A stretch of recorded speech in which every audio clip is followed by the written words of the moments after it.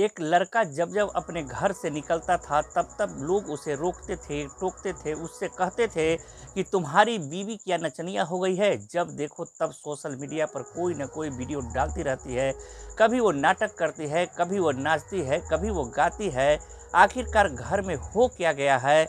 पति जब यह बात सुनता था तो अपनी पत्नी को समझाता था, कहता था कि बाहर के लोग बहुत ज़्यादा बदनामी कर रहे हैं, तुम यह सब छोड़ दो, अच्छा नहीं लगता।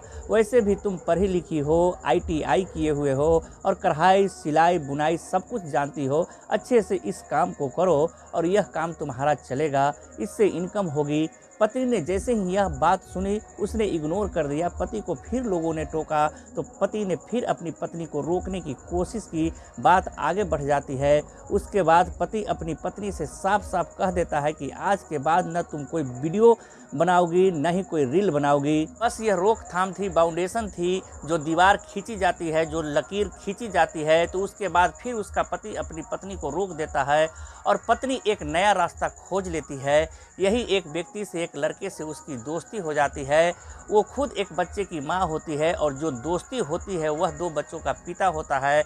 उधर वह अपनी पत्नी से परेशान था, इधर यह अपने पति से परेशान थी। दोनों की दोस्ती, प्यार, इसके बाद अवैध संबंध। यहाँ से एक इबारत लिखी जाती है कत्ल की एक ऐसी भयानक रूप में, और वो ऐसा नाटक करते हैं जैसे क्या उसने कुछ किया भी नहीं है। लेकिन जब घटनाक्रम का खुलासा होता है तो लोग बड़ा बुरा कह रहे थे। लोग सोचने पर मजबूर थे कि आखिरकार इन महिलाओं को हो क्या किया है। आदाब, नमस्कार, सत श्री अकाल। मैं मुकेश चंद विद्यार्थी। आज की जो सच्ची घटना मैं आपको सुनाने जा रहा हूँ, ये सच्ची घटना है हरियाणा प्रदेश का जिला भिवानी की। 29 मार्च 2025 को सोशल मीडिया पर एक फ़ोटो बहुत तेज़ी के साथ वायरल हो रहा था। आसपास के जितने भी थाने थे, चौकी थी, पुलिस वाले थे या फिर कोई मीडिया कर्मी था, ज़्यादातर जगहों पर एक फ़ोटो वायरल हो रहा है। उसमें एक आदमी का हाथ दिखाया जा रहा था। हाथ पर लिखा था परवीन। कहा जा रहा था कि यह लाश पूरी तरह से सड़ चुकी है, गल चुकी है। इस लाश की पहचान करना बहुत मुश्किल हो रहा है, लेकिन लाश के हाथ पर परवीन लिखा हुआ है। अगर किसी ने इस व्यक्ति को देखा हो, इस व्यक्ति के बारे में कोई भी सूचना दे सकता हो तो सूचना दे दे। हम इसके बारे में पता लगाना चाहते हैं। दरअसल पुलिस की तरफ से यह मैसेज लोगों तक फैलाया गया था, लोगों तक पहुंचाया गया था। अब क्योंकि 3-4 दिन पुरानी यह लाश बताई जा रही थी जो सड़ चुकी थी, जिसके बारे में पहचान पाना बहुत मुश्किल था। आखिरकार अगला दिन आता है और अगले दिन भिवानी का ही पुराना बस स्टैंड के रहने वाले एक संदीप नाम का व्यक्ति होता है, उसके पिता सुभाष होते हैं। दोनों ही आते हैं और जाकर पुलिस वालों से कहते हैं कि साहब, एक फ़ोटो है जो लगातार वायरल हो रहा है। हम तो उस फोटो को देखने के बाद आए हैं। हमारा बेटा है जो गायब है, मिल नहीं रहा है। ऐसी कौन सी जगह है जहां हमने उसे ढूंढा नहीं, तलाश नहीं किया। आखिरकार पिता सुभाष ने जब यह बात कही पुलिस वालों से, पुलिस वालों ने उस व्यक्ति को दिखाया कि इस तरह का यह व्यक्ति है, इस तरह की लाश मिली है, क्या देखकर बता सकते हैं कि कौन है। वो देखते ही पहचान जाते हैं, उसके हुलिये से, उसके कद काठी से, उसके कपड़ों से, उसके हाथ पर लिखे हुए परवीन से। यह तो हमारा बेटा है, परवीन नाम है इसका, जिसकी उम्र लगभग 35 साल के आसपास है। यह शादीशुदा है। एक इसका बेटा है, इसका बेटा लगभग 6 साल का है। नाम उसके बेटे का मोहित है, पत्नी का नाम रवीना। अब यह खबर घर तक पहुंच जाती है। घर वाले लोग सब पुलिस थाने पहुंच जाते हैं। वहां पहुंचते हैं जहां पर लाश रखी हुई थी। परिवार वालों का रो रो कर बुरा हाल हो जाता है। खासकर पत्नी और जो बच्चा था 6 साल का, वो इतना रो रहे थे कि लोग ज़्यादा परेशान हो जाते हैं। पुलिस वाले कहते हैं कि हम इस मामले की जांच पड़ताल कर रहे हैं, जो भी घटनाक्रम के बारे में पता चलेगा। पोस्टमार्टम की रिपोर्ट आती है और पोस्टमार्टम की रिपोर्ट से पता चलता है कि उसकी गला दबाकर हत्या की गई है। शुरुआत में ऐसा लग रहा था जैसे किया हुआ शायद उसमें ड्रेन में गिर गया है, जो नाला था जिसमें पानी था उसमें गिर गया है। उसी में गिरे होने की वजह से पानी में उसका शरीर पूरी तरह से फूल चुका था। शुरुआत में पुलिस को लग रहा था कि जैसे कोई हादसा है, लेकिन पोस्टमार्टम से पता चलता है कि किसकी हत्या हुई है। लेकिन हत्या क्यों हुई है, किसने की है, इसके बारे में जानकारी जुटाने के लिए पुलिस ने उस लेवल पर कोशिश नहीं की जिस लेवल पर पुलिस को कोशिश करनी चाहिए थी। हालांकि परिवार के लोगों ने अपनी तरफ से कोशिश करना शुरू कर दिया और परिवार के लोगों ने आसपास के इलाके के जितने भी CCTV कैमरे थे लगातार कई दिनों तक के सीसीटीवी कैमरे खंगालना शुरू कर दिया। अब कैमरे खंगालते खंगालते आखिरकार जो परिवार के जो लोग होते हैं वो कोई ऐसी जगह पहुंच जाते हैं जो 25-26 मार्च की रात में बाइक पर एक महिला बैठी है, जो पीछे है एक पुरुष है जो बाइक चला रहा है, और एक कपड़े में लिपटा हुआ कोई व्यक्ति है या सामान है उसका पता नहीं चल पा रहा था। जब उस फोटो को बार बार सीसीटीवी को बार बार गौर से देखा गया तो पता चलता है कि यह तो रवीना बैठी हुई है, लेकिन रवीना के आगे कौन बैठा है और बाइक को चला कौन रहा है, बस यहाँ से परिवार के लिए एक सवाल था। अब परिवार के लोग पुलिस के पास पहुँच जाते हैं और जाकर बताते हैं कि साहब यह देखो रात के 12:55 के आसपास बाइक पर यह 3 है, जिसमें पीछे वाली हो न हो यह रवीना ही है, आप इससे एक बार बातचीत कर लीजिए। जब पुलिस वालों के पास यह सूचना पहुंचती है, पुलिस वालों ने रवीना को हिरासत में लिया और हिरासत में लेने पर पुलिस ने कई दिन लग जाते हैं, लेकिन एक सवाल यह भी था कि आखिरकार बाइक पर कौन बैठा हुआ है, जो व्यक्ति कौन था। पुलिस ने आखिरकार 11 अप्रैल 2025 को उसको भी गिरफ्तार कर लिया, हिरासत में ले लिया। अब पुलिस रवीना से पूछताछ करना शुरू कर देती है। तब रवीना बताती है कि रेवाड़ी के कोसली तहसील का एक गांव लगता है जुरी, वो वहां की रहने वाली होती है। 10वीं तक की उसने पढ़ाई की थी और पढ़ाई करने के बाद जब वो ससुराल आती है उसकी शादी होती है 2015 में परवीन से। सब कुछ उसकी ज़िंदगी में ठीक ठाक चल रहा था, एक बालक भी पैदा हो जाता है और इसी बीच में उसने 12वीं की पढ़ाई की ससुराल में रहते हुए और ITI की सिलाई कढ़ाई बुनाई कर उसने काम सीखा और उसकी ज़िंदगी बहुत अच्छे से पटरी पर चल रही थी। लेकिन इसी बीच में जब कुछ साल बीत जाते हैं, जनवरी 2024 का यह वाक़या बताया जाता है। अचानक ही किसी ने उससे कहा कि तुम इतनी सुंदर इतनी खूबसूरत दिखाई देती हो और अच्छी एक्टिंग भी कर लेती हो, अच्छी लिपसिंग भी कर लेती हो, किसी भी गाने पर तुम्हारी लिपसिंग होती है तो बहुत अच्छी लगती है, तुम क्यों नहीं सोशल मीडिया पर अपनी किस्मत आजमाती हो। आजकल वैसे भी सोशल मीडिया का ज़माना चल रहा है। रवीना ने जैसे ही यह बात सुनी तो रवीना को लगता है कि हाँ उसके अंदर भी हो सकता है कि प्रतिभा हो, इसलिए उसने रील्स बनाना शुरू कर दिया, सोशल मीडिया के अलग अलग प्लेटफॉर्म पर डालना शुरू कर दिया। खासकर वो रील बनाती थी इंस्टाग्राम के लिए।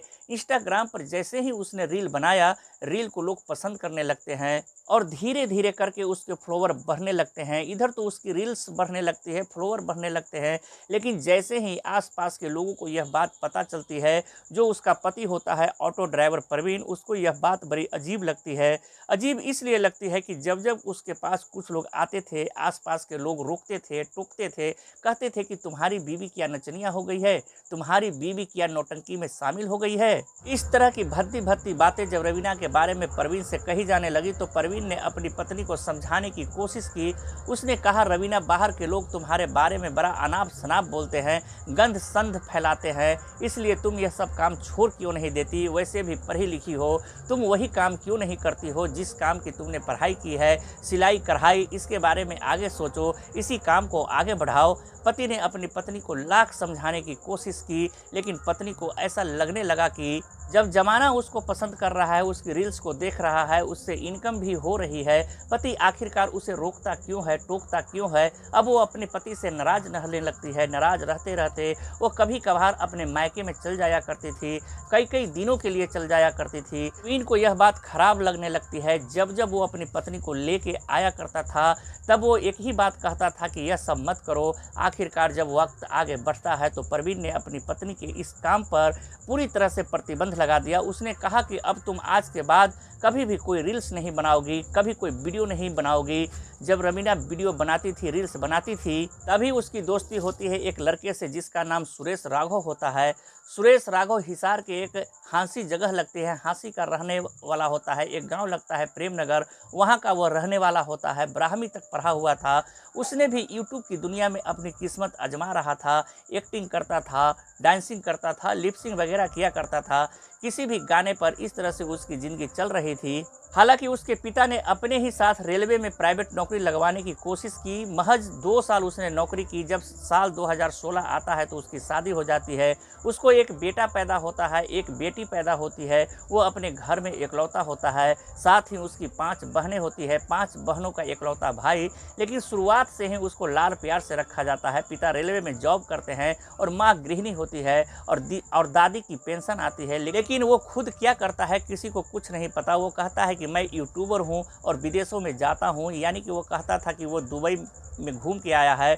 परिवार वाले इस बात से तो खुश होते थे, लेकिन अपनी पत्नी को, अपने बच्चे को वो कभी खर्चे के पैसे नहीं देता था, उनसे दूर रहता था। अब अचानक से रवीना की रील्स आनी बंद जब हो जाती है तो उसने रवीना से संपर्क किया। सुरेश ने उससे कहा कि तुम्हारी रील्स आनी बंद क्यों हो रही है। वो कहती है कि मेरा पति बिल्कुल साफ साफ इनकार कर रहा है।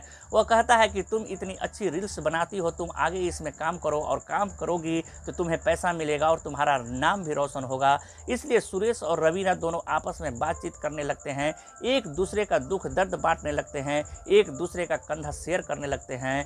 कंधे पर कंधा रखकर, सर रखकर अपनी बहुत सारी बातें, रोना धोना, ये सब चलने लगता है। कब इन दोनों की दोस्ती हो जाती है, दोस्ती प्यार में बदल जाती है, प्यार के बाद फिर अवैध संबंध बनने लगते हैं। और इस बात का पता चल जाता है परवीन को गुस्सा आता है, और इसके बाद जब उसने बिल्कुल पूरी तरह से प्रतिबंध लगा दिया था, फिर भी रवीना उसके साथ ड्यूट करती थी, उसके साथ वीडियो बनाती थी, और यह बात परवीन को अच्छी नहीं लगती थी। आखिरकार कई दिनों के बाद यह बात है 23 मार्च 2025 को, लगभग 20 दिन के बाद वो अपने ससुराल में आती है। और ससुराल में आने के बाद जैसे ही घर पे आती है तो यहाँ पर पति और पत्नी के बीच में कहासुनी कुछ ज्यादा हो जाती है। परवीन जहाँ रहता है वो पुराना बस स्टैंड के पास गुजरों वाली डांडी के पास उसका घर है। वहाँ पर जो उसका ससुर है, ससुर हलवाई का काम किया करता है, जो अक्सर घर पर नहीं रहता है, लेकिन जो उसका जो छोटा भाई है वो बाहर ड्यूटी पर रहता है। उसकी पत्नी घर में रहती है नीचे। ऊपर का जो पोर्शन बनाया है उस पोर्शन में वो खुद रहता है, उसका बेटा रहता है, उसकी पत्नी रहती है, जो कभी कभार आ जाया करती है। लेकिन जो उसका बड़ा भाई है वो अपने पूरे परिवार के साथ कहीं अलग रहता है। अब जब 23 मार्च 2025 को परवीन और रवीना के बीच में झगड़ा हो जाता है, तभी रवीना अपने दोस्त, अपने प्रेमी, जिसका नाम सुरेश राघव होता है, उससे साफ साफ कह देती है कि इसका काम तमाम करने का वक्त आ चुका है, इसलिए हम इसका काम तमाम करने वाले हैं। प्लानिंग करो, जो भी बढ़िया से बढ़िया प्लानिंग हो, और इसको हम रास्ते से हटा ही देंगे। इस तरह की प्लानिंग की जाती है। और यह 25 तारीख को यानी कि 25 मार्च को फिर से अपने घर आती है, क्योंकि इसके घर में जाने का जो रास्ता है वो बाहर से है, क्योंकि ऊपर की मंजिल पर रहते हैं। नीचे की मंजिल में इसकी देवरानी रहती है, और उस रात देवरानी को कुछ पता ही नहीं कि उसके जेठ की आज रात हत्या होने वाली है। जैसे ही यह 25 तारीख की रात को इंतजार कर रही थी कि कब वो सोएगा, इससे पहले ही उसको फ़ोन कर देती है अपने प्रेमी को। प्रेमी अपनी बाइक लेके आता है, और वो रास्ते से जैसे ही बाहर के रास्ते से अंदर प्रवेश करता है, परवीन सो रहा था, और जैसे किसी के आने की आहट होती है, परवीन को होती है, वो तुरंत जाग जाता है। लेकिन पत्नी पहले से ही तैयार बैठी हुई थी। उसके गले में एक दुपट्टे का फांसी का फंदा बनाया जाता है, और गले को तब तक दबाया जाता है जब तक कि उसके प्राण नहीं निकल जाए। परवीन की हत्या करने में, उसका कत्ल करने में उसका जो प्रेमी होता है सुरेश ने तमाम कोशिशें की, प्रयास किए, और वो प्रयास में वो सफल भी हो जाते हैं। और सफल होने के बाद जैसे रात के 12:30 बजे के आसपास का वक्त हो रहा था, उसको चादर में लपेटते हैं। लपेटने के बाद उसकी बॉडी को ऊपर वाली मंजिल से उतार कर लाते हैं। आगे सुरेश बाइक चला रहा होता है, पीछे परवीन बैठा होता है जो कपड़े में लिपटा होता है, और उसको पकड़ के बैठ जाती है पत्नी। और यहाँ से लगभग 6 किलोमीटर दूर एक विनोद रोड पड़ता है, वहाँ पर ड्रेन है, ड्रेन में पानी में डाल देते हैं, ऊपर से झाड़ियों से बंद कर देते हैं ताकि यहाँ पर पड़ा रहेगा। और जब इस लाश सड़ जाएगी, गल जाएगी, तब जाके लोगों को पता चलेगा, और इसके बाद पहचान पाना मुश्किल हो जाएगा। लेकिन कोई नहीं जानता था कि वो भले ही चाहे उसकी लाश पहचानना मुश्किल हो जाए, लेकिन उसके हाथ पर लिखा हुआ था परवीन, और वो बिल्कुल साफ सुथरा था, उसमें कोई दिक्कत नहीं हुई थी। और पुलिस ने उसी लिखे हुए परवीन का सहारा लिया। आखिरकार 3-4 दिन के बाद बॉडी मिल जाती है, और बॉडी मिलने के बाद फिर परिवार वालों ने ही इस घटनाक्रम का अपने स्तर से प्रयास किया। बाकी का काम पुलिस ने कर दिया। पुलिस ने इन दोनों को गिरफ्तार किया, और गिरफ्तार करने के बाद जेल भेज दिया। फिलहाल यह जेल में है। और इस घटना को भी मेरठ की उस घटना से जोड़कर देखा जा रहा है जिस घटना में मुस्कान नाम की एक लड़की ने अपने पति सौरभ राजपूत की हत्या कर दी थी साहिल प्रेमी के साथ। अब इस घटना के बाद जो ये लड़की है जिसका नाम रवीना है, रवीना का इकलौता बेटा बचा है, पति मर चुका है। अब उसके बेटे की परवरिश कैसे होगी, साथ ही जो सुरेश राघव है उसके 2 बच्चे और उसकी पत्नी, उसकी आगे की जिंदगी कैसे कटेगी, कैसे नहीं कटेगी, इस पर भी सवाल है। लेकिन जब उसकी पत्नी से मीडिया कर्मियों ने बातचीत करने की कोशिश की तो उसने रो रो कर अपनी कहानी बयां की। वो पहले से ही विधवा जैसी जिंदगी जी रही थी, अब पता नहीं आगे क्या होगा क्या नहीं होगा। उसका पति उससे बात ही नहीं करता था। अब वैसे भी जेल चला गया है, कब तक वो जेल में रहेगा, कब तक नहीं रहेगा, कुछ कहा नहीं जा सकता। दोस्तों, इस पूरे घटनाक्रम को सुनाने का उद्देश्य किसी को परेशान करना नहीं है, किसी का दिल दुखाना नहीं है, बल्कि आपको जागरूक करना है, आपको सचेत करना है। तो दोस्तों मिलते हैं एक नई वीडियो में नई कहानी के साथ। तब तक आप लोग अपना और अपने परिवार का ख्याल रखें, सुरक्षित रहें, सतर्क रहें। जय हिंद, जय भारत।